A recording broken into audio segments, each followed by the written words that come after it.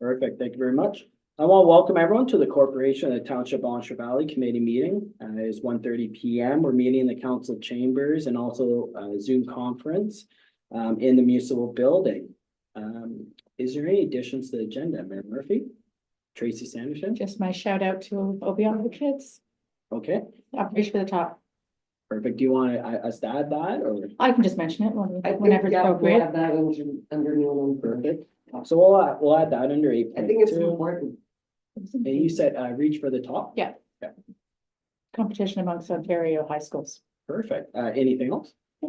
Sorry, one more quick update. I think museum, I don't think was on the agenda. So just a very quick update on the AGM. Oh, okay. Oh, Do you want to add that to this one or usually I Yeah. think you're on the library or do you want to speak about towards today? Towards the end. Okay. Just the so usual, We'll do update. 8.3 museum AGM. Reach for the top. John, anything? I'm good, thanks. Okay, and I don't have anything to add either. Could I please have a confirmation of the agenda then? John, all those in favor? Perfect, thank you very much. Is there any pecuniary interest of the general nature thereof? Seeing none, perfect. Was there any errors or omissions with the minutes from the previous meeting? They looked good. Okay, could I have a confirmation, please? Tracy, all those in favor? Thank you very much. We do not have any delegations today. Merv is just on there. oh, great. Perfect. Hi, Debbie. We'll just wait for Merv. Yeah.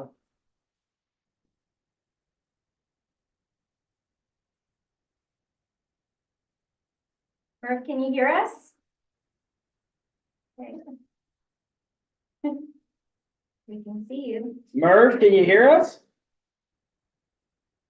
Oh, It's on the. He's on mute. we're just gonna ask to unmute you, Merv.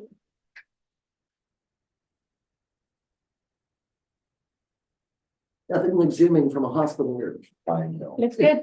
Looking good, Mark. Dedication.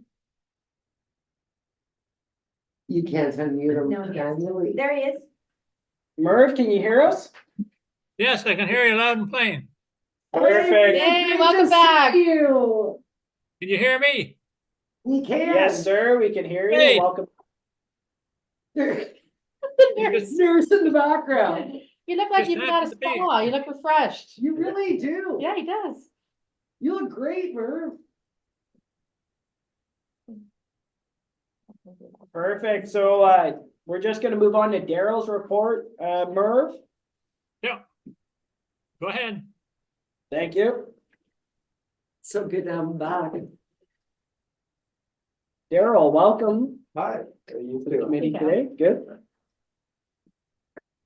Well, it's like always, I have a whole lot to talk about. You never for us. Really do. We eat a whole lot of our time.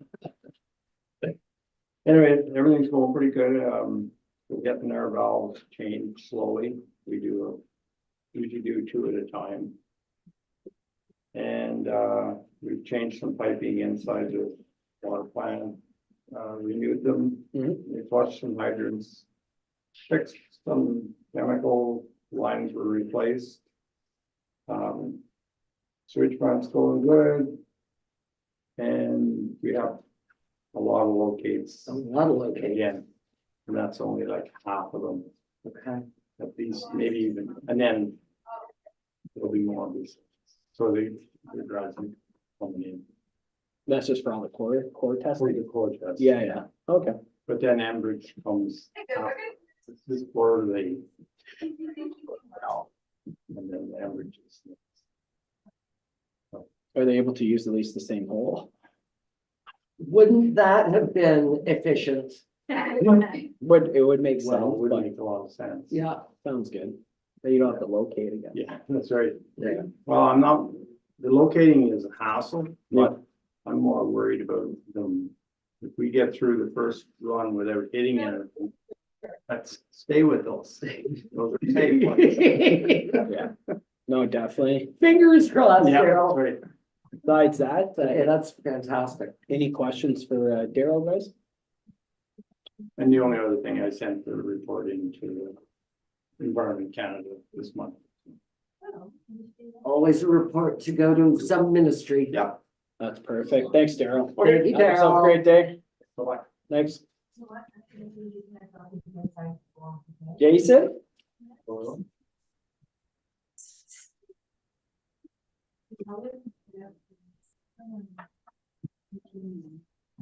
Go ahead, Jason.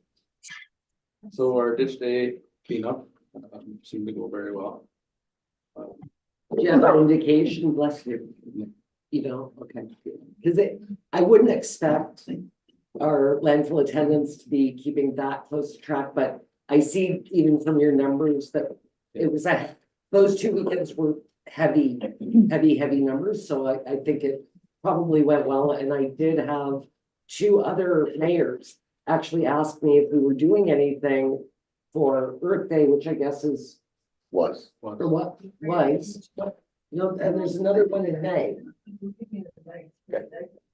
I don't know. Anyway, but people are spreading them out as well, but interesting that the use of this program sort of comes in ebbs and flows, so, yeah. Your brush pile is getting massive at Sand Road. Like, Unbelievable, no, it's very large. unbelievable. Yeah, with the last snowstorm, it broke a lot of brush and people are cleaning up, so yes, it's. Yeah, that's impressive. I heard Dale was hard at work on Whitkey Road, I guess Whitkey got, It was terrible. yeah. It was terrible. There was. I don't know how many trees, but he spent like. Wow. Really. Look at this. Cleaned up our like apple tree and our maple tree from that storm, and we burned last weekend from about 10 in the morning to supper time. So just in our own yard, it was quite from what that storm took down. Well, that storm was, Dale and I both started very early both days. And we went till like 3, 4, 5 o'clock every day. Cutting, just trying to keep ahead of the plows and. Make it the trees. No, Back. it's not normal, right? Oh, yeah. Because everything was budding, and then you get a massive. I'm gonna change it, right? But no, that's good. These, you know, You can let go. Oh, actually. Let go for a sec. Household hazardous waste, will be. I know you're saying sitting proper for a second. The summer waste hours will begin on May 21st. Sites, Sand Road site will be closed May 20th. March 24th, summer. So as you can see, our counts are very, very high on our sites. Yeah. There's like, one day I believe there was like 285 in Sand Road. Oh my gosh, and these are, I'm sorry, Jason, I misread. I thought these were from April. These are from March. Yes, So this doesn't even include our ditch days. yes, It no, kind of, oh, no, just March. No. My apologies. I think I just blew by it and just read it as April, because now it's May. no, they're not. It's surprising how many vehicles do the base sites. This align with the building numbers, new building permits? Not really. I think that it was a lot. Again, I'm wondering if people are doing serious cleanups of their homes. Well, you've had a lot of people purchase real estate in the area, just drive through Evenville, you can see people are cleaning up houses that haven't been cleaned up, say, in 10 or 20 years. Yes. Right. Like, that's the thing, so like, one of the things is you're trying to make the property appear nicer, so one of the things you always do, land, you always clean up old material, and it's out there for a while, it's Right. it's one of the first things to do. So you're seeing that, like, just drive down even from Bonnechere east to west, and you can see the exact same thing, right? And then drive all the way back, and then rural is the exact same way, you have a lot of turnover of properties as well. So like, it's not surprising that you're seeing No. a lot of like the big brush pile and more visits and stuff, which is a positive for a community. Oh, yes, oh, yes, no, even our CB pilot snow drifters. It's grown immensely. Very good. Deadline date And for like, free it's not- waiver too. Are you allowed to use the pre-dump waiver until March 31st and the new one takes place? Yeah. So it might be also people trying to, Oh, people before it using them up. expires, yeah. Yeah, that's true. Right. I just thought there's so many requests for building permits that people are actively building and renovating and, you know, kind of aligns. Yeah. It's just provincial litter day of action, I think, for every May. It is too. There's probably a litter day and every country. In every time. Just pick a day and celebrate. That's what I tell everyone. Continuous improvement fund, Dana participated in the meeting on April 4th, 5th. So to discuss the Blue Box program. It's gonna go on how it's gonna move forward and hopefully we'll- With as little disruption as humanly possible, Exactly, she says, with her fingers and toes crossed. we'll see. We'll see. File hold training, we were on a session this last week. On the file hold. Getting up to speed on that program. And the public works crew, we have been grading, brushing and sweeping. It's a big year to get early on the grading as well. We did grade some in March already, in March, but then we got a whole pile of rain and the roads just potholed Yep. again. Tried grading again, and it just- every time we graded it, it rained heavy and went back to potholes, right? It just went too much. Double-edged sword, because we really needed the rain. Exactly. Yeah. But anyway, we're on our second round, so it'll definitely, get everything shaped back up again. And hopefully everything will pack in nicely and then we can get some calcium down. And then we're out brushing pretty much full time till end of the year, I guess. That's good. And then I guess for the 22nd, Jason, that would be in line with the county of Renfrew's for the half load restrictions. Correct. Okay. Always. No, I just wanted to make sure that Well, this year, Jen, we did put ours on earlier. it was early, right? But normally we take them off at the same, I thought, putting them on was one thing, but taking them off, I thought we always allowed the county. It depends, like a lot of our roads, like up on the mountain, some of the roads still have frost leaves in them. Really? Oh, yeah. Yeah, You push yourself back. surprising, even with all that rain we had, frost didn't come out. On a lot of roads. No, I was just curious. Yeah, Okay, so two things. Number one, thank you for adding your notes, how these things play into our strategic objectives.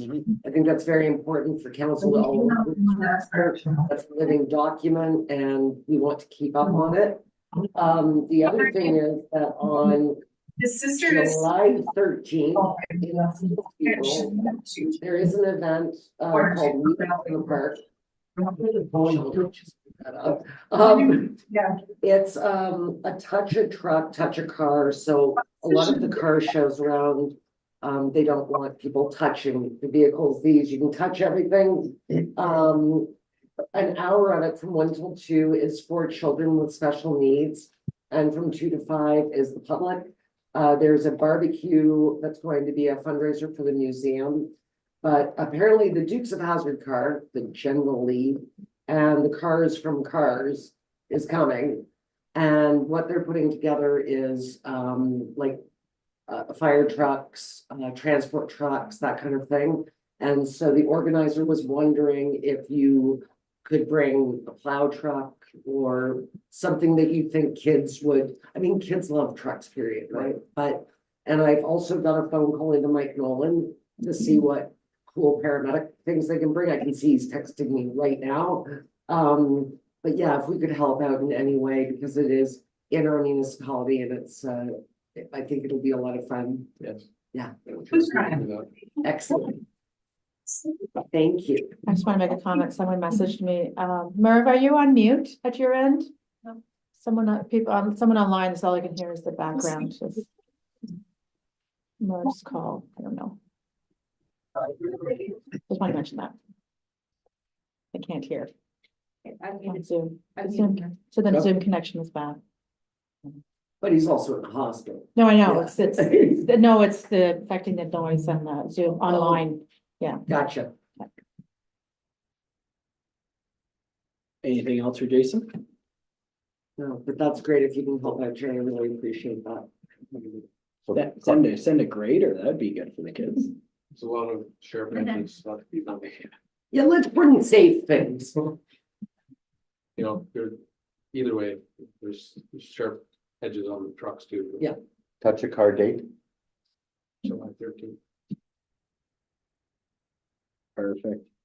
Sounds good. Anything else? Nope. All right, Jason, have yourself a good day. Thanks, guys. Okay, move on to Daryl. Hey, Daryl. I think I'll find out if, maybe our Mennonite neighbors could bring a car. That'd be a lot of fun. Daryl, welcome today.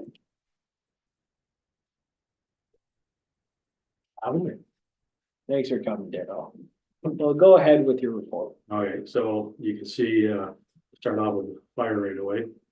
We had 16 calls in the month of April. A lot of them were false alarms, but they still have to be captured, so. We have the cat control call volume, so it just is what it is. We hired 2 new recruits. They actually, they've been through part of their initiation for the first 5. Tomorrow night, we're getting them on the end of the whole stream. So our numbers, and we have 1 more that came in, so we're looking at moving up 3. So the numbers are gonna go up and down. As a side note, I didn't put in the junior firefighter program. We're up to possibly 10. Great, So we're gonna cap it at 10. yeah, I was just going to ask Because you, we're getting too far in now for anybody to jump in. They're gonna be too far behind. but the other thing is, whoever's administrating, 10, I think is a good number. Yeah, 5 to 7 is optimum, but Yeah. we stop it at 10. I'll put it out. If people still want to apply, we will wait till we get maybe 5 and then start another We do Wednesday. another stream, I like We'll it. just do another Wednesday, Yeah. but it is working out really well. That's great. Are they gonna help out probably with the boot toll this year as well, or? I don't know. We haven't, we're thinking about it. We are actually going to as well. At some point, bring the parents in and have a little barbecue, and have the kids show them what they're learning. Well, So, I like it. Yeah. I'm with Brent, by the way, on the boot toll. As somebody that has stood on the side of the road for 20 odd years and rolled my little fingers off, I know. I think I would be happy to pass the torch. Oh, no, I'll put it out, I'll put it out to them. Well, I just think it's a different experience. Yeah. for most Oh, yeah. people. Yeah. It's like you have your training aspect and your camaraderie and your Yeah. nursing aspect, like I And think. it is, it's giving back to the community, and that's what this whole thing's about. so. Yeah. Just give him a little boot. Just, Mini boot. just a mini, but I'll give my. I'll bring. I'll get Reagan's like kindergarten boots Yeah. and just bring those. Take I think one. you gotta have a sense of, you have a fun nowadays. Yeah, absolutely. So there is something I need to talk about that wasn't on my report. It just happened recently. The 93 pumper has failed miserably. Uh-oh, Yeah. So I have been quietly just putting feelers out looking, because I knew it was coming. Yeah. But now I need to be more serious about it. So I don't know, I'm asking for council to either, now we have many options, maybe that's what I gotta do, is just bring you back all the options that we have out there. yeah, Because they're stock trucks, you know, you can get them rather quickly, we can maybe look at a used one, we have to take a look, because the one up in Flymount is a 2002. And the one down here is a 2012. So, so your frontline pumper 10, is, 20 years, but it's still within the realm. Yeah. Yeah. It's your backup pumper in the Eganville Hall that's the chop. that's the challenge. Sorry, the 93 is the backup, right? The now. 93 is the backup right now, so So the front line cannot be any older 20 than years. 20 years. Yeah. I mean, that's industry standard. Is it actually written into legislation? Yeah, it's there. Yeah, I knew it was. I was just, Hoping, I was hoping somebody would tell me it wasn't, but so. the 10-year bunker gear that I Yes, always rail against.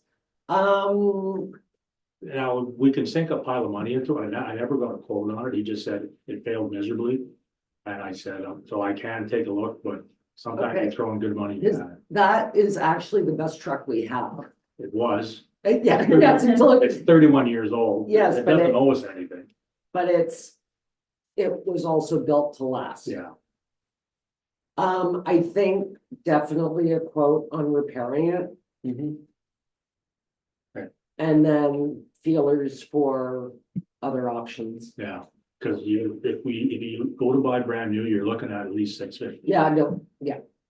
Yeah, At no, least 650. Well, I think getting the quote first would be, and then seeing what the alternatives are for it. And then, so like, is this something you want to bring back for conversation 2 weeks when we meet again? yes, That's all, like what I would think would make the most Yeah. sense. Yeah. You just should be able to compile that within the next. Yeah, the next couple of weeks, because like I said, we've already started to put some feelers out, Okay, and the renewal was slated at some point. okay, but this was your pump test done by an external company that comes in, Yeah. and so they didn't give you an indication of They the just problem, they just said it failed, failed. and, It wouldn't meet the standards on the ULC plate on the truck. okay, So I will contact them and once I get the report, I'll ask them to expedite the report yes, and then give me a quote along with it. okay. yeah, that makes sense. Although they might not even, I mean, if you're talking about the innards of a pump, like, does it have to be Don't over. opened up and, Yeah. and refreshed on the inside? Does it need a whole new pump? Does it, yeah, I think those are things that we need to know. I would say right now, knowing where our tax Mhm. rate is going to sit. Yeah. And, the terrible situation that so many people are in right now. I think even the idea of buying a brand new pumper just does not fit in to where we want to go in this municipality right now. People just can't afford it, whether we debenture for it or not. There is, you can get used ones, but if I was to look at a used ones, I'd like to stay around 2,000 now. That's opposed to, because you can get them for, there's 85s, but they're no good. I mean, they're already, if you're into, wanting, old fire trucks to line up your yard. My fear with something that old would be that parts would be obsolete. Yeah, That would be my concern with something in the 80s. But knowing that 93, even when there were problems with the 2012 over and over and over again, that 93 served as the frontline Yeah. pumper and was, I mean, it was the best truck we had. they were built to last Yeah, back in the day. Yeah. They really were. Well, let's see what the quote is when it comes Yeah. out back and then go from there. All right, I'll give them a call and ask them to throw me some numbers and just go from there. and you do have quite a bit of leeway in your budget for repairs. Yeah, well, I have, if they recommend that you need to strip out the truck and put a whole new pump in.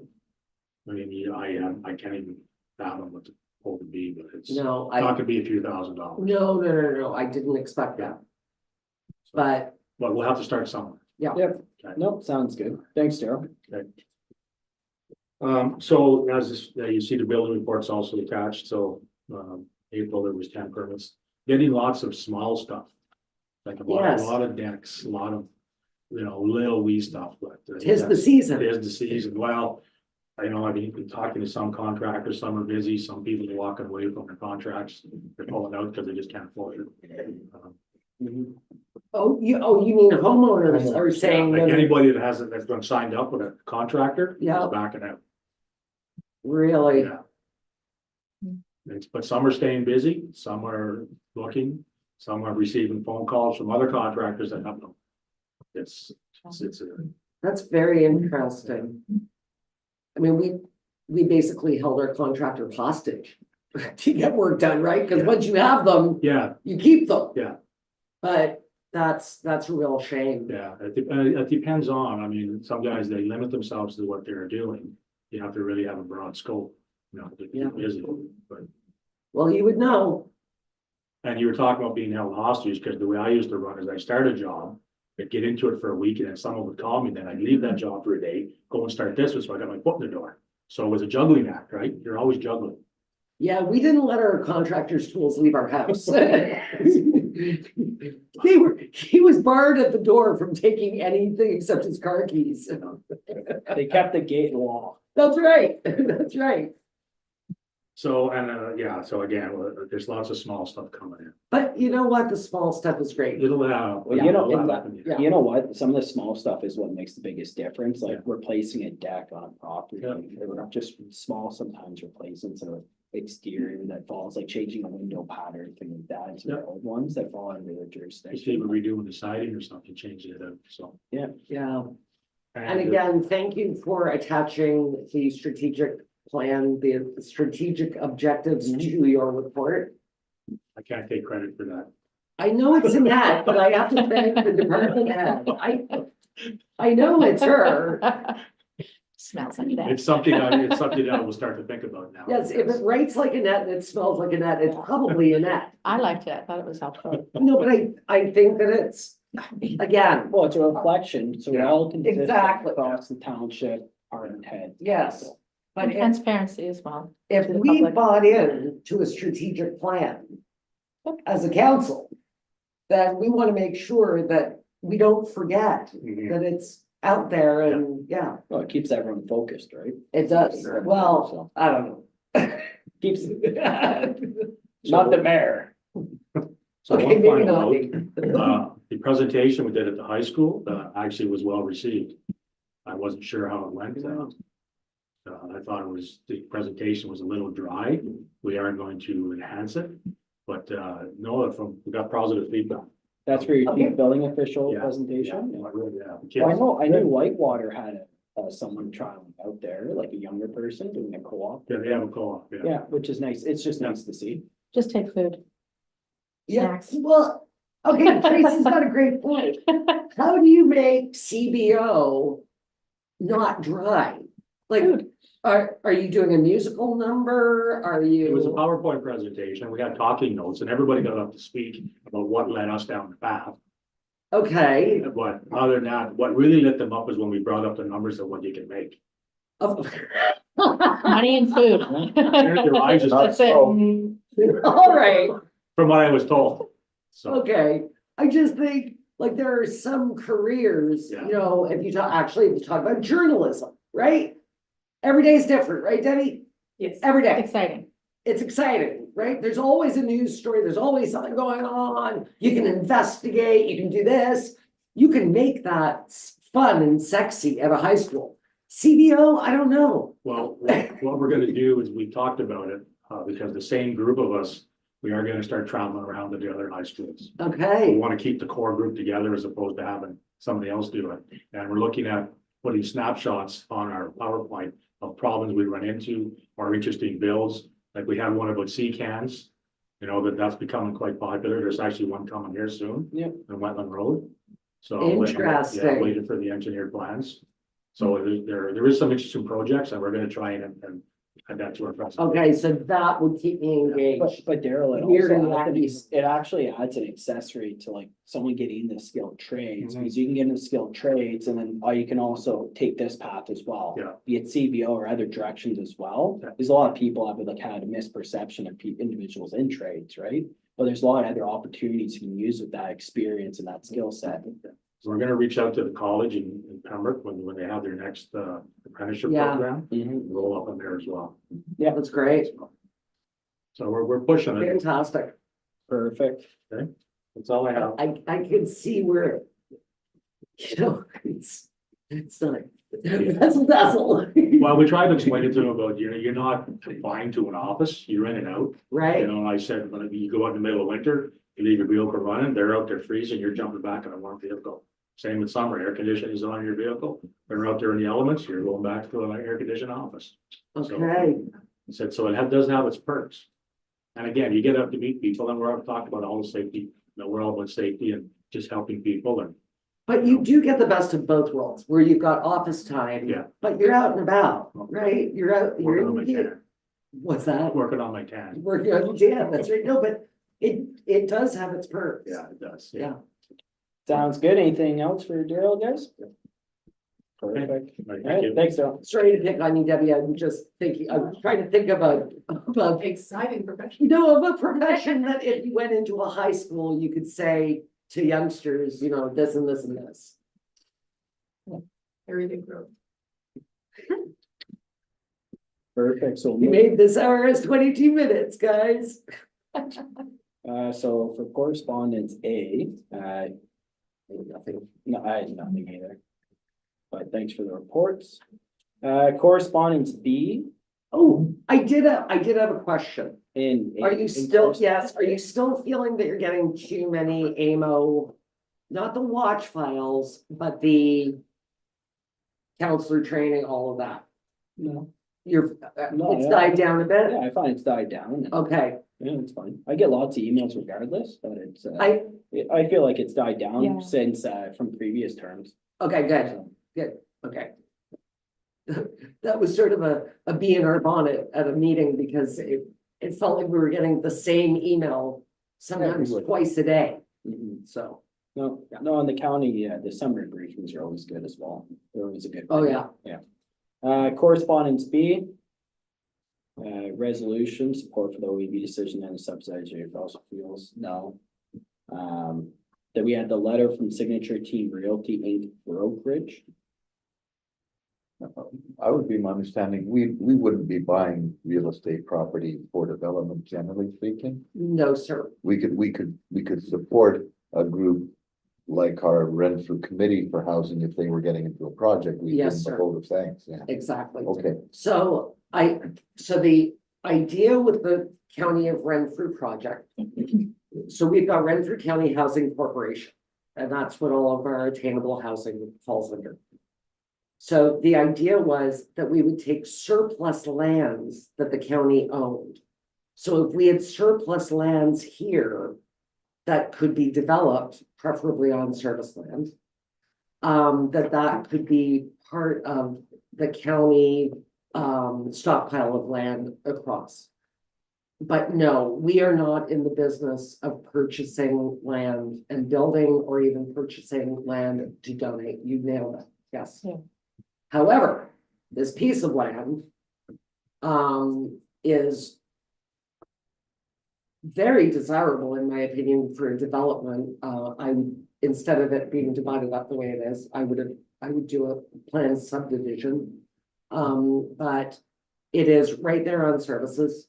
It's in Eganville, but it's sort of, it's sort of in a nicer, quieter area. Is it on the river? I know the one, it's No, across from the river, it's- the houses, right? Yeah, the whole Yeah. property. So the property's behind the house. Right, okay. So that road that you see, Yeah. Winnie, doesn't really exist. I mean, it does on a plan, but Yeah. it's not really there. And I mean, this would, if somebody purchased it and wanted to develop it, it would take a lot of help from the municipality. And if they were going to do, and I would hope they would, if they were going to develop it and,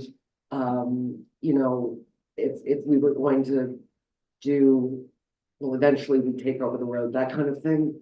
I think that, it would be really, really, really productive if some of those units were attainable.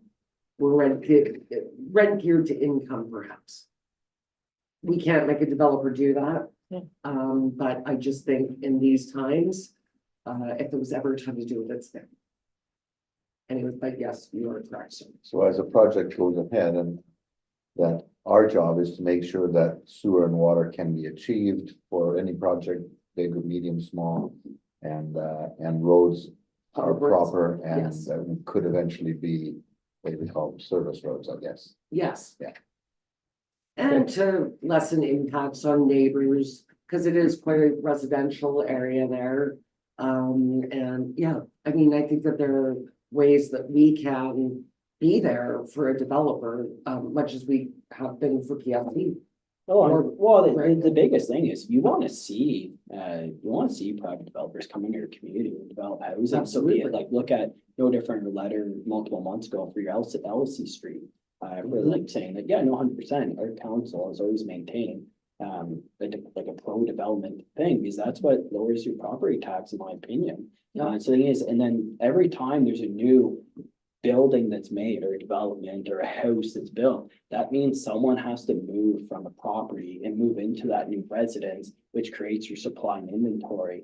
It's no different than look at section of Bonisher Street, I'll refer back to that. You've had additions put on, which creates new housing in our area. You want development, no different, especially on water and sewer, so 100%. You want to see someone take this property, put a subdivision in, or put a plan of subdivision or something. No different than you can look at all, like go back into Daryl's report and you can see where all your dead hydrants are. So those are all That's right. opportunities where you could develop on, where you could expand on. No different, there's properties that are vacant lots in the township that, hey, in the next 10 years or 20 years, maybe you'll see someone throw a house on it. Is you have a water stem sitting there being not utilized. So there's a lot of opportunities, and 100%. I think that we just need to maintain that, hey, we need development, be it houses, be it anything, because that creates more of an inventory in our community. And Tony is obviously very aware that we are pro-development, even from his letter.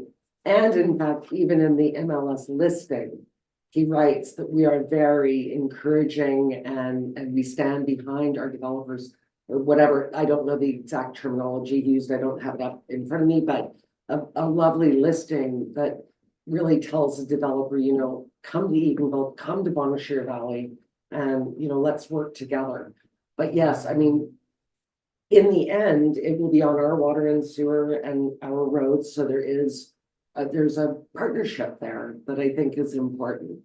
And it aligns with our strategic objective of promoting Bonnechere Valley and our tourism aspect. There you have it. Strategic plan. Well, especially in Eganville, like, Thank you for including that. I would be well said. and Jen, but the unique thing for Eganville though is like, it's like in the Mesa document, it's just like Eganville. Mesa How document. many times do I have to tell you? I haven't multiple times, but the thing is, it's no different than that document. It establishes you have Renfrew, you have Pembroke, you have Wawa, Armprior, and Eganville's noted as a place that actually is having solid development. So that's a Yeah. massive thing, and that only helps out our rural community, our lakes, tourism, everything. That's what we want, which I think we should be proud of, and we need to carry that forward. Agreed. So Agreed. So. And people get married here more so than any other Oh my municipality, God, right? let's give that up now. It's just Adding to the true. promotional, it depends how you look at it. Depends on how you look at the numbers. It's not true. Oh, come on, John. I'm just saying, Lots of plug this to Bonnechere Valley, let's just say that. yeah. So then we'll, and that you'll just send a reply back, just saying that council supports, I can write. Yeah. down that. or Jen can just reply. Yeah, Whatever you guys want. I mean, it is an open letter to me, but to council, but I'm happy to, I've spoken to Tony about other surplus municipal properties, but this was something specific that only came up within the last, I think, 8 months, so, yeah, no, I'm happy to respond to that. Sounds good. Okay, anything else you want to discuss? You had your Hastings letter. That was just for your capital management Yes, and stuff. Do you guys want to support that for the next meeting? sure. Okay, so that's just your Hastings. The laboratories, we kind of already We addressed did that that, yeah. previously with her Tawaxim, so I don't think we need to readdress that. So, Yes, in it? yeah, except that they want to be in at the Eagle's Nest. No, we're not there Oh, yet. so, Oh, I'm sorry, carry on, You were way ahead of us. sorry. We already talked about the public health labs. Oh, Yeah, so I that heard was- laboratories and I heard CNL no, laboratories. sorry, not for the motion, so for the public health laboratories, we've already addressed that in previous documentations, just for Okay. the water testing. So the request for the Eagle's Nest. I have a comment on that. Yeah, That might be better suited for the museum, given the focus of what their event. I mean, I've checked with Kayla on this one just to see if it was available.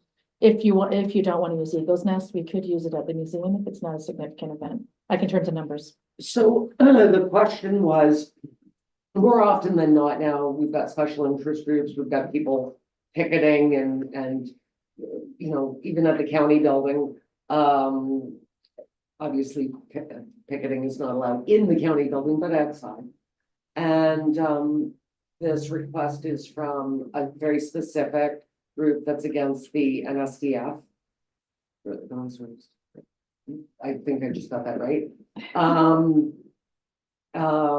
And if we're going to rent out to special interest groups, we should have a policy about like no picketing outside the building. Right, Just for the neighbor, especially, the arena is very residential, and I know that people can picket anywhere they want. But if we're going to rent it out, let's have some parameters about consideration, I think, for the neighborhood. And I know that, we've had people picketing at protesting at the tourist booth as well. We had a few complaints about that, just Yeah, from the I've seen that. neighbors. I think there has to be some consideration. At this time, we don't have a policy, so this is a request, but if you're saying the museum. well, I'm just thinking if they're looking for, I took this as meaning free space, but they're asking for use of it without paying. Well, yeah, because, Am I wrong? No, They didn't ask for free. no, they. space. no, Okay, all right, They okay. would be charged, they would be charged. Oh, okay, anyway, the museum's an 100%. option too, is it central and, and So what I would recommend is that I have no problem charging them the fee but you can provide them from the Eagles Nest, they can reach out to the Legion as well, they can reach out to the curling club as well, they can reach Yeah. out to the museum, Yeah. and we can give them the options that our community can provide. And then they can make the decision with all the parties, so we'll provide the information, be it they want to do it at the Eagles Nest, they want to do it at the museum, they want to do it at the curling club, or even, or at the Legion, give them the options and then go from there. That's all I would good say. idea. So I think that was sort of just the question, the reason why I brought it forward is because as the mayor alluded to, it is sort of a special interest group. And so I just wanted to make, because I don't have any direction, any rules around this other than, just to charge them rent and to rent them the space. So I just wanted to bring it forward to council to say, do we have any concerns? Do you want me to do some research and see if other municipalities have policies? Or do you want me to just bring them to council one at a time as we get them? And this is I I don't know, don't, it's like anything, you have rules and regulations, like you can't break the law, so it's that's how I guess I look at it, but I would just provide the Okay. information. I think I was just thinking more in terms of, if this was, the Rankin Center. It's not really residential, Mhm. and if they want to do a protest or they want to be on the highway, like on the side of the highway. But But my, on Jane Street, I don't know, I was just hoping or I was wondering if it was meant as a meeting or as a protest. no, I like didn't read my, it that way, but Oh, yeah, Maybe because of the affiliation with the county, maybe that's Okay. why, I didn't even think of that, so yeah. has that happened before in the past what? year? That there's been people, you mentioned people picketing, sorry, Brent. People were picketing for something else at the tourist booth not long ago. And I can't think of what it was. well, which is fine, like, people have the right to protest where they want. And I'm just saying out loud, Yes, but we don't have a policy. Do we want one? Yeah, that was my question, only because I wanted to make sure the township, as a township, we have to remain neutral. Oh, So yes, they're just Yeah. renting the facility from Yeah. us. We're still remaining neutral. mhm. But is council comfortable with that? Like, do you feel that if are people going to see that happening at the Eagles Nest and be like, ooh, so is the township not in support of that? Which I'm not, we're not taking a stand on it. Yeah. And they are just a renter in there and we can clear that up if someone Well, calls. it encourages conversations, Right, which need to yeah. actually happen. It sounds like a No. very interesting topic to me, but. Not renting it wasn't even like. Yeah, I wasn't. No, We I can was rent it all day But- long. We but- want but- rentals. But, Like, so, it was more of a, if we have special interest groups, and let's forget it's just that. Yeah. Okay, any special interest group, Yeah. because we've seen more and more and more and more of them, especially after COVID. All I'm asking is, do we want to have some rules around I think outside? I think my opinion, what our best interest would just be even if you have concerns or anything, it's like just call the previous designations that you've done similar things with. And then go from there. And then, but I would say send out the information for what is available in the community and they can choose the destination they Well, want. I think they want the Eagles Nest. I think it's the Yeah, right and- size for them. And it makes And sense. that's, so I just wanted to make sure when I read it. But within a everybody was rental, comfortable. within a rental policy anyways, it would have. like, I've never actually probably read a rental policy, but would it not have like jurisdiction of like, hey, this is rented space, this is not, or what's the confines of it? No, like we do say you're renting the Eagle's Nest, so it's not like if you're renting the Eagle's Nest, you can't set up a booth like downstairs in the canteen. Right. Yeah, like it would be So I considered think- trespassing at That's that right. point, right? That's Like right. if So you're they're- on, Yeah, if they're on public sidewalks, like that is what it is for a few. Yeah. Like they're renting the Eagle's Nest. Yeah, exactly. As long as that's established with any organization, I mean, I have no problem with it. Yeah.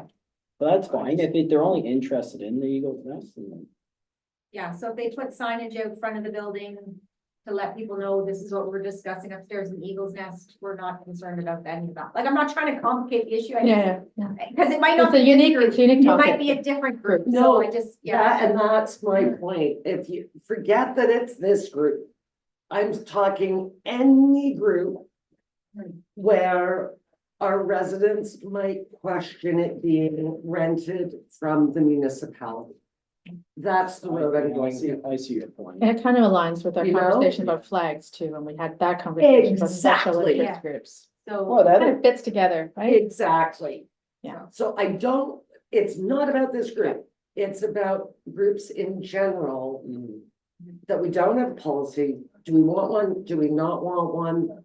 I just want to make sure, because of its location and the curling club's location, quite frankly, that the neighbors are comfortable and they're not concerned, and we're not going to get complaints or concerns about a specific group. That's all I didn't mean to Well, but I make guess it a it's, bigger deal. They than it haven't had given to a date but I was either, gonna, right? but I was gonna say, there's no different than organizations that have done stuff at, like the senior center, for example, is one example. They put on things that people have an opinion on as well. And there has been an issue of yet anyways, in what I've heard.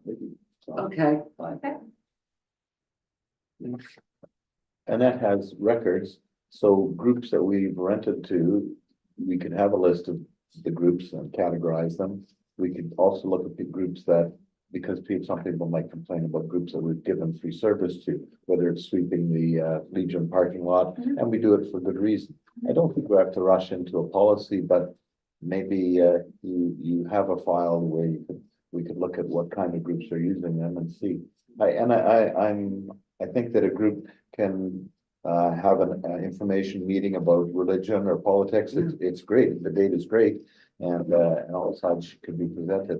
But I'm reluctant to form a policy with a very careful thought, Mhm. because they haven't given us real trouble to this point. No, But have we ever, but in the Eagles Nest, have we ever rented to anyone that's I guess a non-mutual bearing besides an information session? no, No. we really haven't, and so. So that's the, That's so we've why. had no precedence off of I it. So know. the thing is like, you have a bunch of heated elections that are gonna be coming up as well.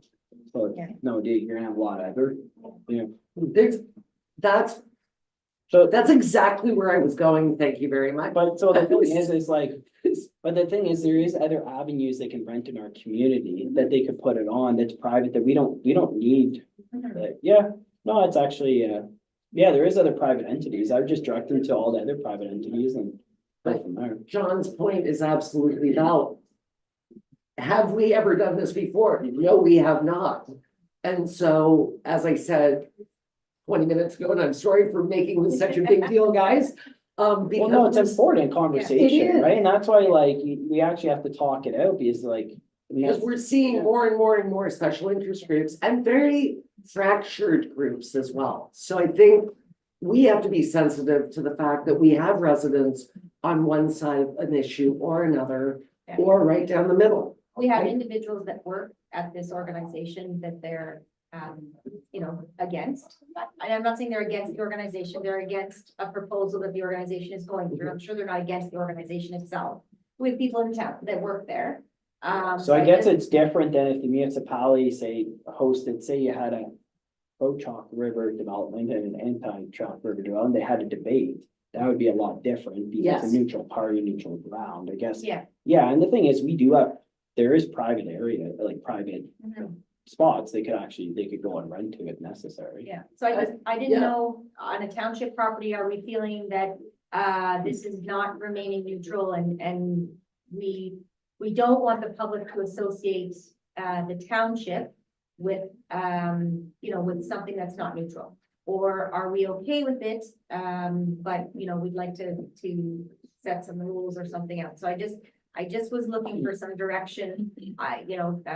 Whether I should approve this rental or whether I should get back to them and say, as Brent indicated, you know what, there's a lot of other spaces in town that are of similar size, whether it's the Legion or whichever, that is probably in similar cost. And, Or even churches in the area that began yeah. renting out a bunch Yeah. of stuff. It's up to their board Yeah. of direction. So Yeah. like, honestly, like, especially if we point to, no, I'm actually. If we're not feeling comfortable having it in a township building because it's a bit of a, it's a, Well, and I can see that, like, Political. I think the So- intention was originally for coffee, like a coffee house, a conversation for it. Mm-hmm. But if you look at the merits of it, that it is But that's that's- like deemed a one-sided event, Yes. and that's what we're trying to avoid as a municipality, stay neutral grounds across the board. Yeah. But that's why I wasn't too concerned about renting it out, but thinking about it going forward. Well, I think it's the precedence, right? So, no, I'm fine just giving it to her. John. Go ahead, John. Well, like, for instance, an all candidates debate could be very fractious. And so I would love to have one, but I don't think the municipality will organize it. The leader organizes it. And they should be free to rent the Legion or the Eagle's Nest at the appropriate time. Because it would be a service to the community to have a good knockdown. but that is representing everybody. Well, that's a representation on all sides, right? Yes. All I'm avenues, all sorry, yes, you're right, councils. rather than. That would be like if, for example, if someone wanted to host an all councillor debate or all count mayor, but they only invited 4 of the councillors. Got it. And you have it at one meeting, that would be like, Oh, I Yeah. think John's going federal over there. So the question is, if you had someone who wanted to, it's a good example. Well, I guess the CNL question would be one, if they wanna put an information meeting out about the benefits of a project CNL, then I think we should still organize it because they're renting it and following. We're not organizing anything. Yeah, exactly. No, this has nothing to do with us. We are merely the renter of the Because if of the we're. space. If we're perceived as someone who won't rent to those people promoting this, then that may also serve us poorly because people. I wouldn't say it would serve us poorly. What I would say is that we're just trying to maintain the neutral, non-biased, is Okay. maybe the best way to put it. And its image to our residents, it's managing public perception of what we do. If it does go south, it will be like, oh, the township's supporting this, And this chaotic event or whatever it might be. So it's just being transparent with our residents to show that we are neutral and it's just event space. And again,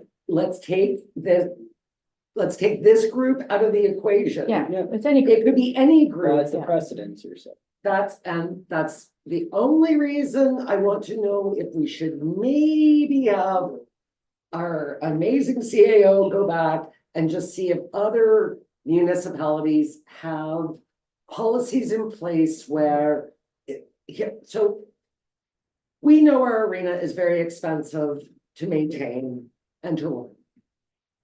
And so when we have the opportunity to rent it, we always want to rent it. And of course, we give it for free to our entities like the library, etc. But this is something we've never dealt with before, and we are going to see more fractured issues.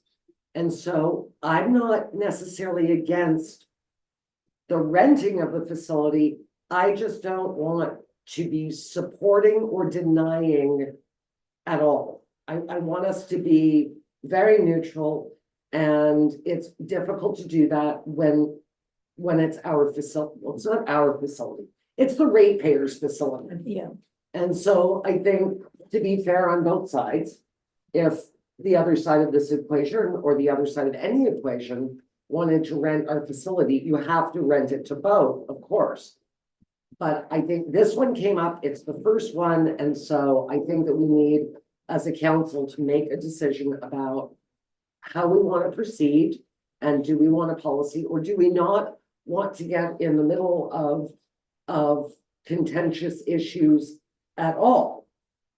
I think if it was just an information session, it would be different. If it was, we're just providing information on both perspectives, like Brent said. but this is one perspective. This is stop nuclear waste. That's their, Yeah. that's their mandate. That's what they're presenting on. So that's one perspective. Whereas if you had both perspectives in the room, so one group who's for it and one group that's against it, at least you're having like a neutral information sharing conversation. You're not having a, a specific conversation, but yeah, either way, we just, whether we want to go ahead and rent it to them and we want to set up some rules around that, I can have a look at other municipalities and see what they do. Or there could be policies out there where municipalities say, we don't lease or rent our facilities to any groups who are not, like, who are taking a stand and,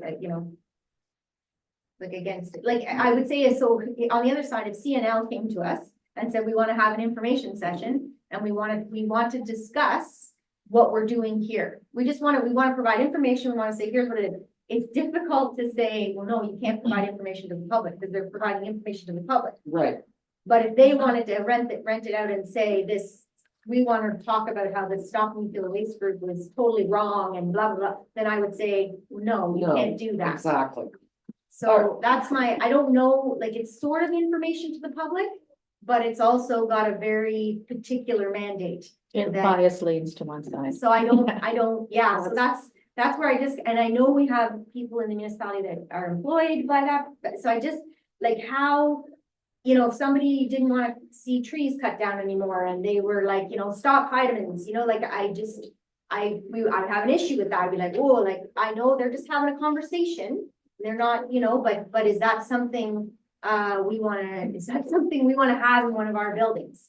Or is it, yeah, sure, everybody's allowed free speech and have a conversation, but we're gonna put some rules around it where, you know what I mean? Like, we don't want signage out on the street. We don't want, I don't know. That's a sticking point for me, is the picketing, that's where I think we need a policy about that. But that maybe is a separate conversation for a policy later on.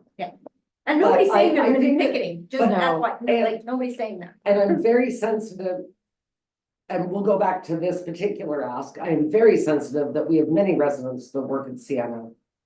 But we have many residents that do not want to see this MSDF. We do not own the arena. It is owned by all the ratepayers. We are just 5 of them. And so I think we need to do right by both sides. What that looks like, I don't know. Because as Annette said, this is a very specific one-sided group, and they have every right to speak their minds and to provide information that they have. And I never want to be somebody that censors anybody's voice ever. But so I think we need to make a decision and some staff direction about how we deal with not only this request, but requests going forward. Because I don't want this group to feel beaten up on. It's just the first one. Yeah. Sometimes it's tough to be first. I know, and that's, Right? yeah, that's where I kind of was thinking where Brent was saying, say, here's the other spaces you can rent. We're not ready for this, but we're gonna do some research. Yeah. And Yeah. maybe the next time you ask, our answer will be yes. But this is the first time we've been asked for a specific group, and Yeah. we're not sure. I don't know. That's why I came to, sorry to give you guys the hard decisions, but I couldn't make this Yeah, one on anytime my, we I make- couldn't make this one on my own. If we make a decision at any time based on opposing sides of an issue, we're in a trap, we may be in a trap already. Mhm. But yet it's not our job to phone CNL, say, they're gonna have an information session, would you like to put one on a different week? I mean, that would in some ways be ideal, because both sides be presented and we could sell more donuts. But I think that we go, oh, This, the food. what's that? Sell more donuts. Oh, yeah. I kind of think like, someone asked to do a discussion on anti-abortion. What's our take, right? Like to your point, it's a Yeah. special issue. Would you want to host that kind of event? Would you want to support renting that space? I know. I wouldn't. You know what, that's a very, No, I'd That's be a adamantly very no. yeah. And but I think that again, the 5 of us don't own it. No, you the don't. 8 of but- us in this room. But that's gonna cause picketing to the point, like, you don't know, right? And yes, but that's a great example. Yeah, But And I guess- mean, we've but if had he's- well, contentious meetings at the Eagles Nest, right? The RV issue on Lake Clear, the official plan, that, like, we've had lots of, but both sides are there. the debate night, that got a little bit contentious. Well, that was at the Legion. Yeah, Yeah. no, I know, but. Yeah. it went a Well, I little guess, south I there. guess what we wanna, so like we would say, well, we could say no. And provide them the information for other entities. I guess the difference for policy moving forward, review on the township, but also on, you'd have to also review on township land that's operated by boards. And Like that's a difference in jurisdiction as well, right? Just because like, we own the library land, we own the museum land, we own the curling club land. So this policy has to actually overreach them all anyways. So it's just something to review No, on it's another a- day. it's But a- I would just say, no, give them direction for. So the private entities, including the like churches, are more than welcome to put it on. They're always in need of more money as well. And so that's the thing, just provide them what our community can do. We've talked about how much stuff is in our community. Provide them the rentals that we have on our website and then go from there, but we aren't willing hosts at this time until we review it. And I think that those are three very important words at this time, right? We're not saying no, we were just not prepared. And their coffee session is this month, so it's not like we have time to Yeah. think about it and get back to them, and like, if the answer is, here's some options for you, and we're thinking on it, but we're not ready for it. Then, they're gonna move forward wherever they move forward, and they may come back, 6 months from now, but we may be more prepared 6 Sounds- months from now with an sounds good. answer. Yeah, but I think, guys, for the 5th time that I've said this, that we are gonna see more of this. And so, Kind of a case by case basis, right? well, You know? but I think if we have a policy Yeah. that's easy peasy, Yeah. if you wanna rent the Eagles Nest, here are the rules, if Mhm. you're a special interest group. Well, so We need to conversation let for her another. talk. So Yeah. could we have a day and, have a day to discuss at our half day in the fall and that will give us a list of renters and kind of categorize them and, Well, I But wouldn't- again, we've I- never had this job. No, I wouldn't, Never. and you wouldn't wanna in my opinion, it's something you don't wanna categorize and No, pinpoint Okay. certain groups. Yeah. What I would say is we look at what the precedents we don't wanna set. And then move forward Yes. from there and make it our own jurisdiction, and go from there. If not, this might be the only one, but it's something to think about, and we've already set by the decision we make today, we set precedents anyways. and I think there has to be examples out there. 100%. We can't be the first municipality that's. We, had to think you about can this. probably reflect on certain like rentals from years ago. The difference is this one is just framed a little differently. Yeah, So- Yeah, I don't. Yeah, I can't. But no, I would just say, think of one in my I would just say, we'll just move forward to another topic, but I would Yes. say no, and then provide them the private entities in our community and then go from there. tenure. Didn't Merv have any? Merv, do you have anything to say? It's kind of cut off there. It's just the top of his head. I know, He's like, Wilson from Home Improvement. yeah, he's sitting on a hospital bed. That's Yeah. what we want. he needs Do you have any comments, Merv? he has That's it. done, you had a meeting. Just unmute yourself, Merv.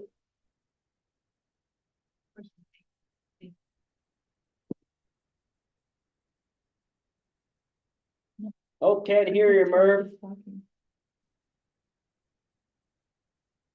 He's going in now. There we go. There you Can you go. hear me now? Yeah, 1 sec, we're just gonna turn you up there, Merv. Well, I almost didn't get it. Anything to add, Merv, or you're all good with the decision? I'm okay. Okay, perfect, thanks, Merv. And I apologize. I didn't mean to make that sort of a big deal. I just Oh, thought- just walked us through what. Yeah. what the technical pros and cons, right? Yes, Merv, go ahead. What happened here is the township computer wouldn't pick it up. and my computer picked it up to the agenda. And I was just about to shut it off when I got video. Oh, Oh, it's good. Well, you've been on screen the whole time, Merv. You can see Half of you nose up. is. Just from the nose up. And the heads up. Take Okay, care. was there anything else in correspondence B to discuss? I didn't have anything. Perfect. Do you guys want to take a quick break until the mayor's report? Perfect. And I want to take 5 minutes. We're just taking a quick break, Merv. 5 minutes, Merv. Okay.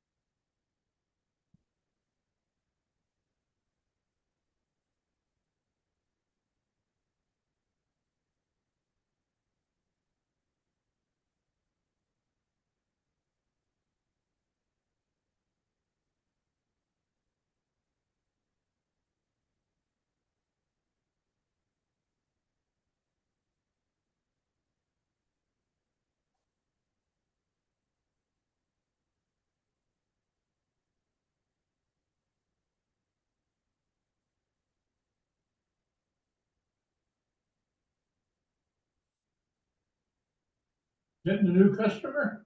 No, I don't think you have any room in here for a new customer.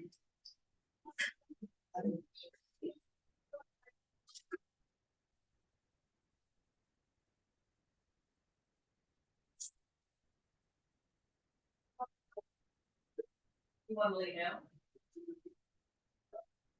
You want to lay down? Or you want to lie up there?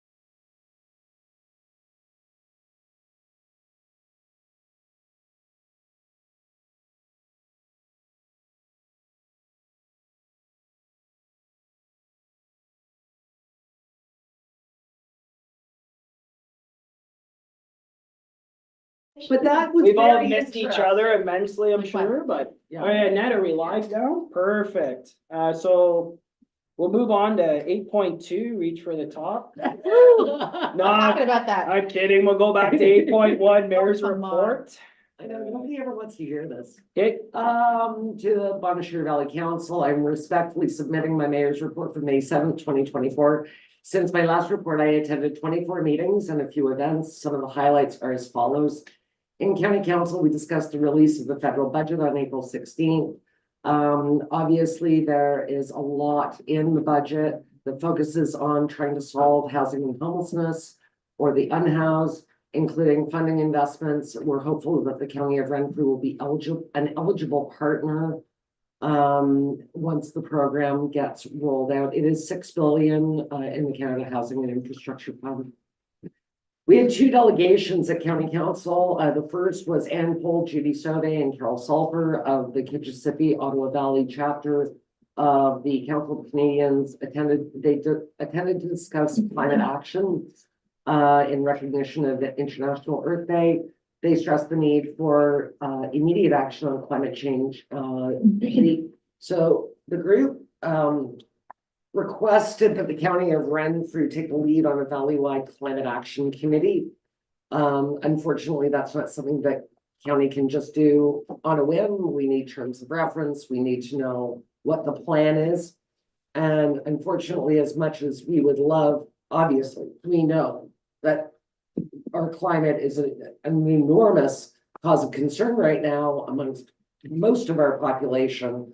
We do need to have strategies in place and not just have this committee that doesn't have strategies. One of the asks was the reduction of fossil fuel. So how do we do that in a rural environment? And so I think that there's a lot of thinking and planning that has to go ahead before we just call ourselves a committee and then it falls apart because nobody has any ideas of what to do with it. That's my take on it, by the way. I was just editorializing my own report. Our second delegation was Jason St. Pierre and Lisa Severson from EORN, and they were giving us just a quick update. Things are moving along very quickly in Bonachir Valley. 2 of our new sites should be up and running in, I would say, less than a month. The first, EORN acronym is, oh, I'm sorry, Eastern Ontario Regional Network. I apologize. that's about IT stuff. Yes. Okay. We should have a trivia game in the end on these acronyms. No, I'll No, ask if I don't know. but you know what? I It's know. not for you. It's not all about you, John. What about our watching public? I forget many too acronyms. I know, and I will stop doing that. Okay. No, move on. No, I think we have no, a cheat sheet somewhere, don't we? That's, we got in our package? but it's not all about you. What about our watching public? Yeah, they don't know. But they don't necessarily know, and it's not fair, and I stopped doing it for a while, and now I'm back to doing it. On we so- go. well, we're trying to be efficient, right? I know. So we had the first ever Renfrew County Housing Summit at the MyFM Center. It was on April 4th. The warden was, I did not attend, but apparently there were 110 attendees representing various segments of the housing spectrum. Annette was able to attend this forum and we'll have more information in her report later this month. Yes. Okay. Cut her Because off. I didn't attend, so, We're still on or? No, we lost him. Merv Oh, during okay. break. I'm not gonna lie, guys, I had to say no to an event. I couldn't go, I needed the day, and knowing that Annette was going, I thought we're in good hands, so I apologize. The Ottawa Valley Tourism Conference was held on April 16th at the MyFM Center. The theme was Tourism Tomorrow, Cultivating Growth and Navigating Change. I've got some information. But I've got a special shout out to Kathleen and Marshall Buchanan from Farm to Fork that won the new tourism project. Yeah. So we did write a letter of support for them to win this award, and they won. And I'm so excited for them because it is a really great program that they have going on. I'm tearing up. Yeah. Anyway, it's so good. You're doing a And lot of they're good work. such an amazing couple in our community that do so much, and I was very excited that they won. Okay, Rural Ontario Municipal Association, we met on April 18th and 19th in Toronto. We had lengthy discussions on items that came out of our strategic plan. Item number 4 was zone communication and meetups. We feel that we haven't done enough of this in the last year. We have sent out some communiques, not as many as AMO, but some. And it's my feeling that we need more virtual zone meetings. So if you wanted, if you want to log on at whatever, 6 o'clock at night, we could have a sort of a roundtable discussion with whomever could make it across zone 6. And then those comments would be taken back to a Roma meeting with the other zones. So I've taken this up as chair with 2 other board members, so that all the boards are receiving consistent information, so that one zone knows what another zone's issues are, although we all seem to have the same issues. So it's very interesting. Ontario Good Roads Association made a presentation about infrastructure changes that could make our roads safer. These changes have been implemented in some of our European countries to improve, especially rural highway safety. Very interesting presentation. The Roma board passed a resolution to support OGRA in their efforts to secure federal and provincial funding. We had a presentation with the results from the Rural Economic Development Consultation on urban to rural migration. The top key factors for somebody moving from an urban center to rural were workforce development, which we just talked about, all infrastructure, so roads, bridges, internet, you name it, and community assets, including schools, libraries, healthcare, arenas, you name it. So it's funny when you think about our beautiful township and our little village has so many of these things right in it. So we had a discussion about, what is missing in your community. We're missing some, I guess, retail, etc., stuff, things like that. But bless you, but we do in fact have the things that families are looking for when they want to move to a community. And number 1, believe it or not, was a library. And it's growing. You're seeing new people like Tammy, Lynn at our space, just to add to that all Absolutely. offering alternative retail that supports local. And that is such a great business model. I would love to see more people do initiatives like that. where Rustic kids- Lantern is similar Yes. concept too. Yeah. Yeah. Anyway, but libraries, schools were 1 and 2, which was interesting because I thought healthcare would be number 1. But anyway, very interesting presentation. Our AMO policy advisors presented discussion items stemming from Bill 185, which is the Cutting Red Tape to Build More Homes Act.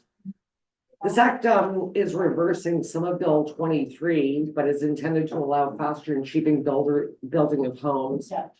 Of concern is the section regarding a municipality's ability to incentivize industry, builders, etc., to do business in their area. More discussion on this bill will occur once all the details are released. And the example that was used was the EV battery plant in St. Thomas. And, why didn't it go to Elgin and why didn't it go to this municipality and what? So it could create an unfair advantage to having a developer, an investor, an industry come to your area. So definitely something to keep an eye on. And right now, we are not allowed bonusing.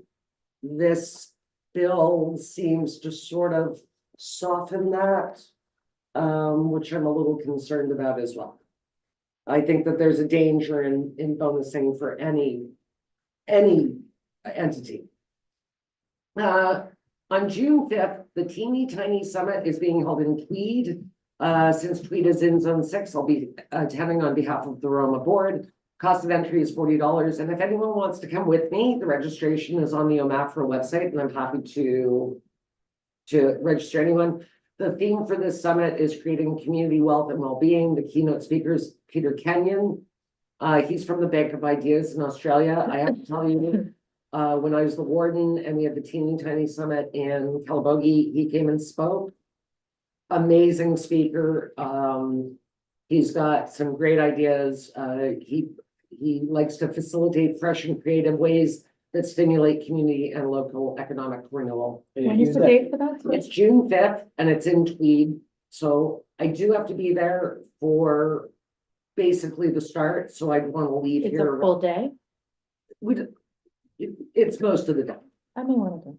Okay, So so double check, you said June 6th, then June 5, what did you say? I'm sorry. It's June 5th. 5, This is zone 6. zone 6. My apologies. I'm the Okay. I'm the board rep for zone 6, but it's on June 5th. He was at the Roma conference, actually. I watched his presentation when I went 5 years ago. At the Teeny Tiny Summit, No, at the He- actual like Roma but conference. at Roma, he was given a time limit. At the Teeny Tiny Summit, people just kept asking him questions. It went for a long time. So yeah, let me know if you guys, if anyone wants to go, quite frankly. Is there a fee? Did you say there was a fee? It's $40. I'll talk to you about it after the meeting. Okay, yeah, but yeah, so I'm gonna wanna leave by about 7:30, 8 o'clock. In the AM. And I'll send you my report. She's very efficient. I've not even done my report, but she wants my report. Okay, the federal budget. Just one thing I need to outline. On page 41 of the tape, remember it's tabled, it hasn't passed. There's a proposed new property tax. It reads, at a time when we need to build as quickly as possible, it makes no sense that good land in good areas is sitting there underused. As all orders of government put in place policies to tackle housing supply shortages, there's a concern that some landowners in Canada may be sitting on developable land, hoping to profit from rising land values when the land could instead be used for immediate residential development. Vacant land needs to be used, and it is best to be used to build homes. The government is taking significant action to resolve Canada's housing crisis, and the federal government believes owners of vacant land in Canada must also do their part to unlock unused land for homes. Budget 2024 announces that the government will consider introducing a new tax on residentially zoned vacant land. The government will launch consultations later this year. So I have all sorts of challenges with this, and Annette and I have discussed it, and we assume that it will be more of an urban on service land trend. But I think that this is something we definitely need to keep our eye on. We definitely need to have our voices heard during consultation if it does apply to us. And I'll just give you 2 indications of why this can, well, 3. Number 1, I think that our residents already pay enough property tax. Secondly, I don't necessarily want our staff to be the keepers of the vacant land registry. And third, I would prefer that we were not the administrators of this tax to be paid to the federal government. So I know it hasn't passed. I know that, this is just a thought and that they are going to do consultations. I'm not jumping off any bridges. But I just want us to be prepared for when we hear about it, that we act in a timely fashion. The capital gains issue, capital gains tax issue is another one that's people are confused about. But there's huge confusion over Yeah. capital gains. I don't even, I know, Yeah. it's ambiguous. But Jen, I find that like the ironic thing is the Crown owns 89% of the land in Canada. Yes. So when you're talking about underutilized land, they have a massive amount of underutilized land. Yes. So they should not be taxing people more for their own private property. Like that's the thing. So like what? Because I've been reading into that. I've been reading other issues with CRA and other things. So, but the thing is, you look at that and you're like, federal government owns 89% of land. Are you telling us that you have no developable land in that portfolio? Like it's us, we're talking bylaws. Well, We can't be hypocritical when we're trying to enforce bylaws on our own properties. No, government can't be that either. And this is where it makes no sense. I'm 100% opposed to it. It makes zero So sense. the public may not know what you just said, right? So it's important to get that out there to your. Oh, yeah, no, Well, I wasn't gonna go down that road. No, I find that an interesting point that Well, Brent no, made. Yeah. but the thing is like, we're a rural community. I would like to know how much of that, it's So- not, I don't think it's that much, by the way. No, they own 89%. 89, are you sure? 89% is what the Crown Corporation owns in Canada. Okay, but how much of it is developable? Well, that's what I'd like to know. Thing is I'm sure there's more developable there than there is in Montreal Valley or Renfrew County. Definitely. Like, that's the thing. you look- Interesting point for the Eganville leader to take on. Yeah. But no, but This the is thing- a discussion, but it's a big discussion though, Yeah. for when they do have consultation. but Because I don't want to be left out of consultation like we are with so many provincial things. Yeah. But the thing is like, so when you're talking about, like, for example, like your capital gains, they run similar programs in the United States. Like, for example, the Ontario government has talked about, they want to put more people on the water and sewers in rural communities. Yes, So we need more people. So the thing is you can take a different approach and put Eganville as an area that needs to be developed for water and sewer services. So if someone has capital gains tax, rather than tax people more, incentivize them to purchase commercial property, developable land in areas like Eganville, which needs more people on water and sewer, and then you're tax exempt to encourage development in areas that need development more. We're just gonna tax it. Like that's, they've run programs like that in sections of the United States, which see, but history that's has been good. incentivizing and bonusing again, and I have a, But it's I have not, a but it's not, challenge. but it's not bonusing at the provincial level. It's encouraging someone to actually come in and do something on land that's sitting vacant that should be developable. Like, so like that's the thing, but that's at the federal level. So if they're gonna look at it, yeah, that should be like, rather than charge people more on their capital gains or anything, it's like encourage them to take those, they sell stocks or anything like that. It doesn't make a difference. Take that capital gains. If you want to incentivize people, pick a community like Eganville that needs water, more people want sewer, and take those money that would have never been spent here and encourage people to actually come to towns like ours. but the confusion over how capital gains tax works Yes, and the misinformation going out on social media, yes. I almost felt, I was sitting on the deck and I just happened to have Facebook open and I thought, if this is what a news outlet is putting out as how capital gains tax works, you should go back to grade 9 now. Mhm. Like this is But that's to your really, point, it's creating a lot of animosity and ambiguity, right?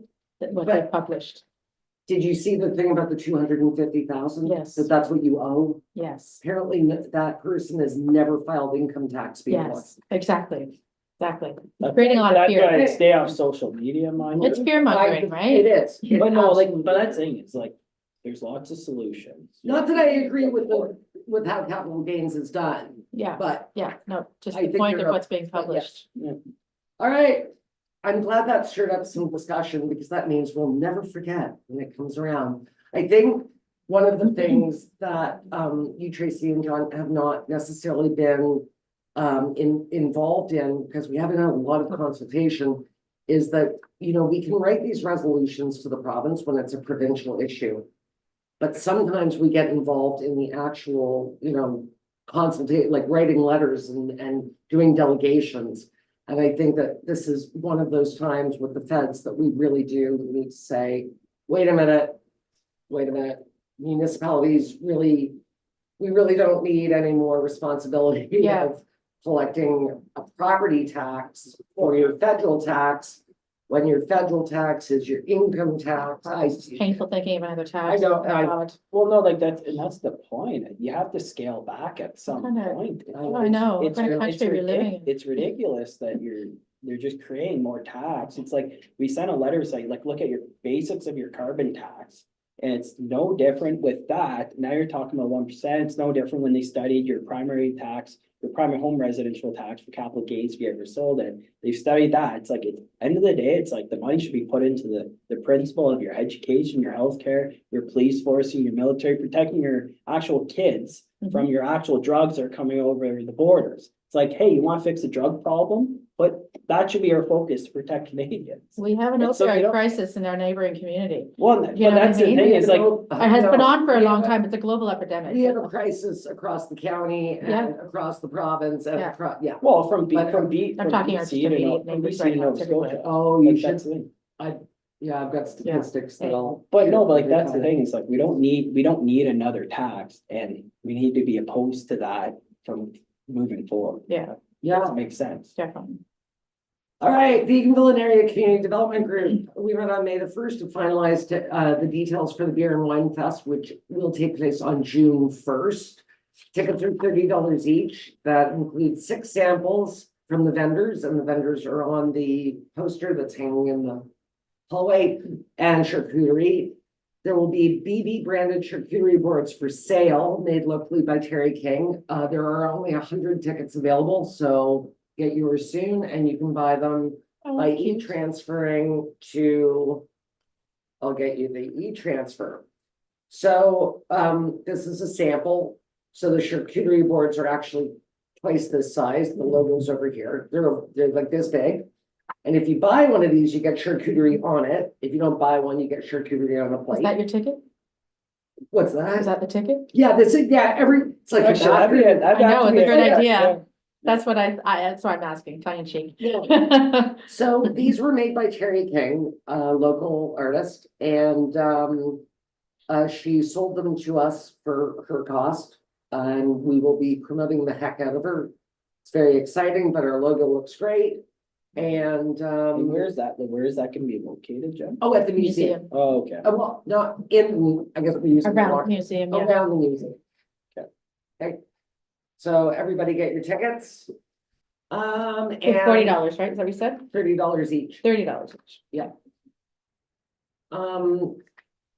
I think I don't have I'll go ahead and get the poster if you want, because we should probably advertise I think it's EACDG payments at.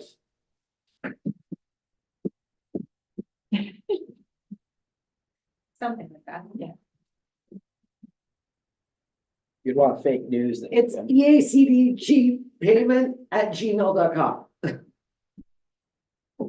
I know it was almost fake news. All right. I have a very special thank you to send out to Terry Helke for building the accessible picnic table for the shade shelter at Splash Pad. Terry donated his time to build this beautiful accessible table. The entire cost of the EACDG was $240.70, but it is worth approximately $1,800. So we priced them out. It was like between 16 and 2,000. So this is an enormous donation and something we are so excited about. So huge shout out to Terry Hopkins. They're here. Well, I remember years ago when he put in the new stairs at the Legion Field as well. Right. I will tell you that Terry built my kitchen cabinets. And they're still, and that was in the night before we ever moved here, and they're still in my kitchen and they look great. Well, it's like the 93 pumper. They don't make them like they used to, Right, right? exactly, Brent. Thank you. Exactly. All right. And finally, events. The Buckinghamshire Union Public Library Tea was an enormous success. Councillor Sanderson and Epps and I joined Susan Taylor's beautifully decorated table. Congratulations to Julie Larock for winning the best decorated table with her Mother's Day theme. It was beautiful. They all were beautiful. They were incredible. Some of the costumes were incredible. Full house, Full house, yeah. just like the macaroni cook-off. was Yeah, loved too. there you Full go. house. But it was a really good event. John, we need to help you with your outfit next year. I'm just saying. Oh, I It didn't saw- really match ours. I mean, we never had a agree. full team. Yeah, we did. Neither, no one. But I went Montgomery, serious Anne of Green Gables. I mean, You that was Anne of Then Green you, Gables. yeah, Katie Because Katie showed somebody- me the picture of you guys, like on it. John had his nice orange outfit on. You and know, then the Kate- our roads crew. Well, that is summer. We're repairing roads, we're Brent told me, replacing hydrants. did you not say it was Lucy Maud Montgomery was the theme? That's what I thought it was. Oh. It wasn't wrong. And I didn't even call you. It kind of just matched, you know. Yeah, Okay. you did, because I said Anne of Green Gables and you said, I don't know. That's what it's at the library board every single time they bring it up. And I've never read it as a kid.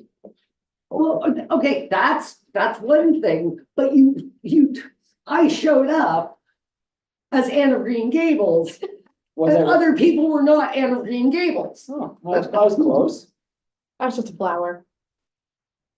No, Jean Davies was the best. Yeah. The Raven, Yeah. that was incredible. If there was a costume winner that, Lots of Well, yeah, creativity, right? lots of With the- creativity With around. the smoky eye, she Yeah. looked really good. Yeah, what did they raise? Do we know? Do you know? They have their meeting. Haven't posted yet? They have their next, their meetings next Tuesday. So they'll Okay. actually post all the Okay, numbers. next year. And then for the next committee meeting, I'll actually have those numbers for you. That would be great. For next year, could you actually tell us what the theme Actually, is? in my defense, Well, we can What just my- create our own, right? Sorry. well, Tracy, in my defense, I did say refer to Susan or Timco. Just, I say next year, we're all there as a council at our table. But he said it was Lucy Maud Montgomery. He did, I heard him. It's on It's- yeah. YouTube, dude. Oh, probably, yeah. Or was I not right? I thought it was right. Okay, It's close.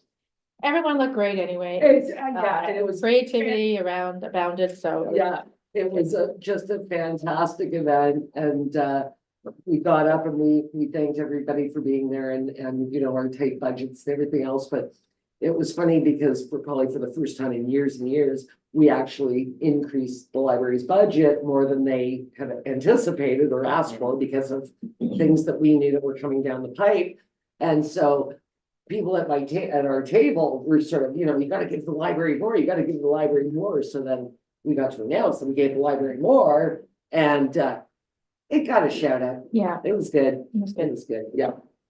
All right, on May 3rd, I attended the unveiling of the 8 new affordable housing units in Pembroke. Associate Minister Rob Flack announced the $3.1 million investment from the province to help the county build the supportive housing units.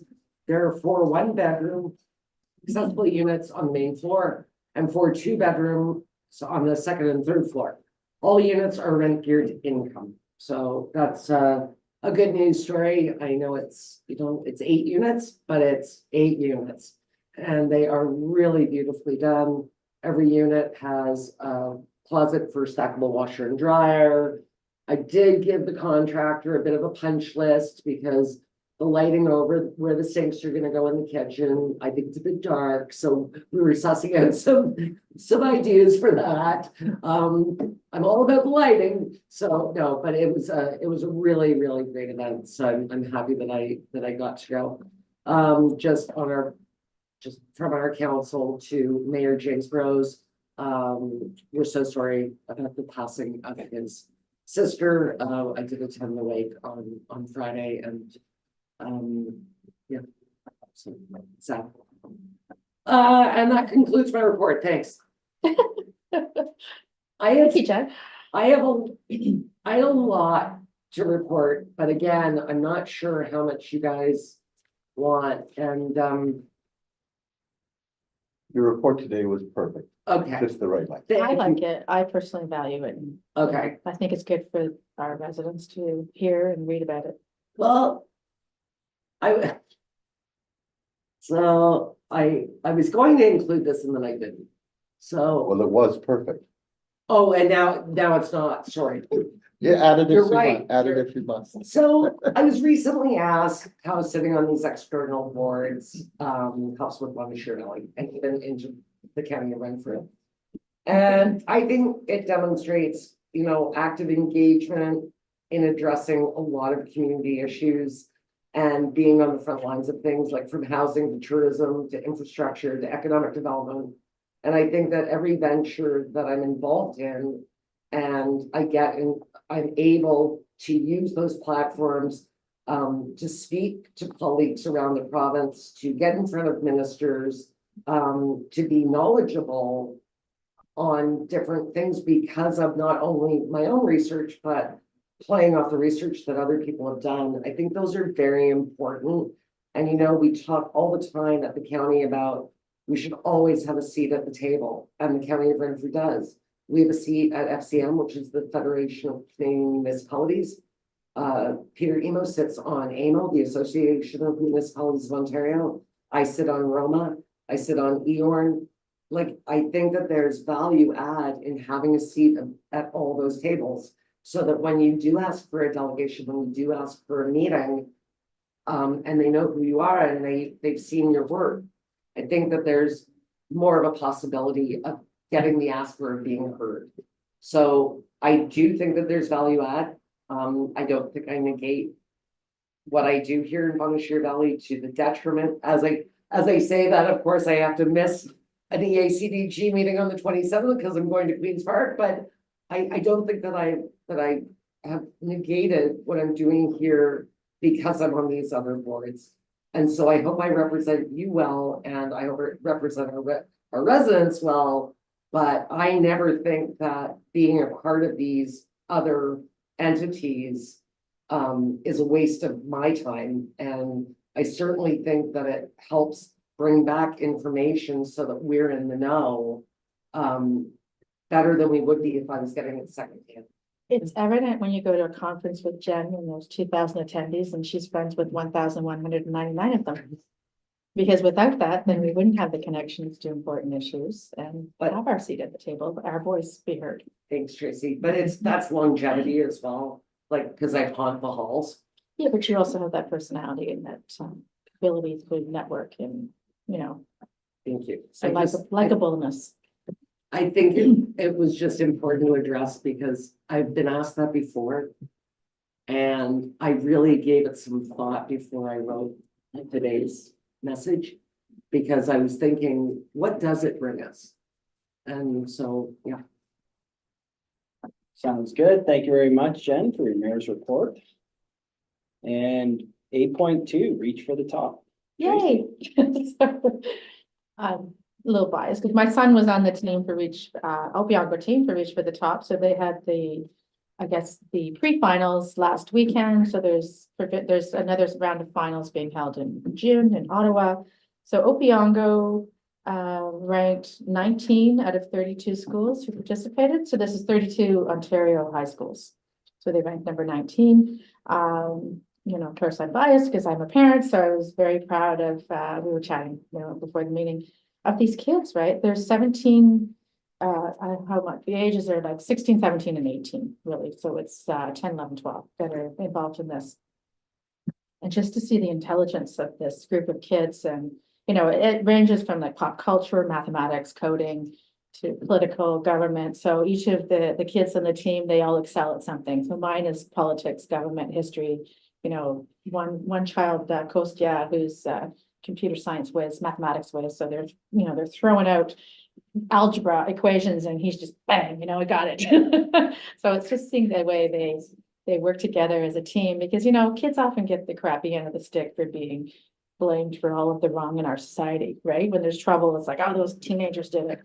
But to see that many kids in one that just Mensa, like, you know, there's one particular group, I mean, it was Mensa across the board, like one word in the question and they're jumping on the thing to answer the question. So, you know, I felt really proud and just, you know, they just demonstrated like exemplary leadership and really, you know, camaraderie and supporting each other. And at the end of every game, you know, they'd reach over and shake the hands of the other kids. Like, how many teenagers know to do that? So that's just I like that. proud moment. Sportsmanship. Yeah, exactly. And the Opeongo team, like the captain of our team wore his Super Mario suit. So I have photos I'll send you, Debbie, and I've asked a couple other parents too. And I'll send you the rankings overall. So, you know, I felt really proud of a local homegrown school that, you know, isn't like University of Toronto schools was the winner, and some of the others. And there's prep schools involved in there too, right? Some of the private schools. So for us to rank 19 out of 32, we should be giving our kids a pat on the back. That's great. Yeah. So that's pretty much all I have to say about that. John? Yeah. You are biased. I am It doesn't biased. change the fact that those are exceptional kids. Yeah. From all over the county. I agree. And we should celebrate them. And like, you know, the teachers in our school, and shows their credibility in raising and supporting these kids, right? You don't often get the leadership skills and mentoring and that they demonstrated in high school per se. It's usually college, university, you know, later down the road. Prepare the kids for it. Yeah, no, Right. shout out to Samuel Hartwick. He was the team captain, or the school captain, the teacher. And there was one game where they were tied and then it was, you know, the other team won 150 and we won 140. And he says, nope, challenge that, because he was keeping track of every game. And the counter, it was all manually counting. It wasn't computer generated. And they made a mistake and he caught them on it. So we were able to go further to learn, you know, proceed further into the game. Well, good on him. Yeah. I can't That's great. imagine like prepping them and getting there and then you have to sit back. And they're stressed. And These- let them do what they do. They're in these kids are in lecture halls, you know, sitting Yeah. across from each other and you can see they're turning red, they're stressed and sweating. Yeah, that was great exercise. It's good if they ever want to run for council. Yeah, exactly. So now I feel really proud of them. That's really great. Yeah. And perfect time to brag. Yeah, Yeah. yeah. I'm always bragging about my kids, so this is, you know, No. This is about All of them. All of them. Yeah. Exactly. and there was, Fenland Falls team there as well. So it Another wasn't- small town. Yeah, small area. so they, Opiongo competed with them in the first at the get-go, and they won that Okay. one, but you know, I didn't realize that there was, you know, William Phillips was there. Very cool. Yeah, it was neat. Would that be appropriate to put on our sign? You could, I don't know if you could name the students, but congratulations to the team from Opiongo for competing at this level. Yeah. And Great there was- idea. Nice There was idea. another, Yeah. the award that Kathleen and Marcia Buchanan won, the tourism Yeah. award. Could that also go on our sign? And their son was also on the team, Lyndon. He's one of their top ranking, the team weighs, you know, some have done it, or some are just have that more trivia knowledge, right? So the captain, I would say, then Lyndon is probably, those two are neck and neck of ability, right? They're just trivia buffs and they get a lot of the questions. That's great. Yeah, We're keeping an eye on those yeah, four. yeah. So, That's really. because they have to overcome their shyness when answering the question, right? So because my son suffers a bit of that, but he got 6, right? I was happy with that. Yeah. I would have loved to have seen it. Like It's a on shame- video, it's on Facebook Oh, or it YouTube, is? it's on YouTube and Facebook, Okay. I Yeah. would like to see it. yeah, it's cool. See all these kids all dressed up, I'm gonna play it like Jeopardy, like see if I can beat the kids. yeah, good luck. No, Some of them no. are just extreme, My brain is slowed down. yeah, yeah, it's the being quick off the draw, right? That's right. Anyway, Debbie, I'll send you what I have if you want to do an article or something. That's perfect. Thanks, Yep. Tracy. Now 8.3 museum AGM. Yeah, so we just had our AGM last night. We have 2 new directors, board members, Remy Cherion, that's Bev Sure. Sloan, that's Bev Lewis's husband. Remy, yeah. Remy, yes. Ooh, I don't know how you pronounce I the don't know last either, name. I'm sorry if he's listening. And then Laurel Cook. So out are Laura Sargilco and John McMaster. Okay. Oh, their term limit was up. Yes, Okay. Laura, she didn't run again, and John, No, I mean, it was their time to be reelected because the term. yes. Okay. Yes, so they had a It vote wasn't a last night. full election is what I'm asking. Yeah, it was a vote last night. They had a vote on, because then, I think it was those 3, John, Remy and Laurel, who ran for director. So Okay. Laurel and Remy are in.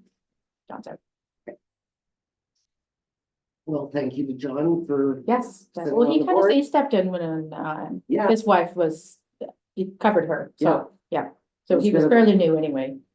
But he's done a great commitment to the museum and he's been involved in a while because, Helen's, we talked about that logging display with Helen's father who made that, right? right. I don't know how long ago, but so it sounds like they've both been involved for quite a I bit. want to say for the 1994 plowing match.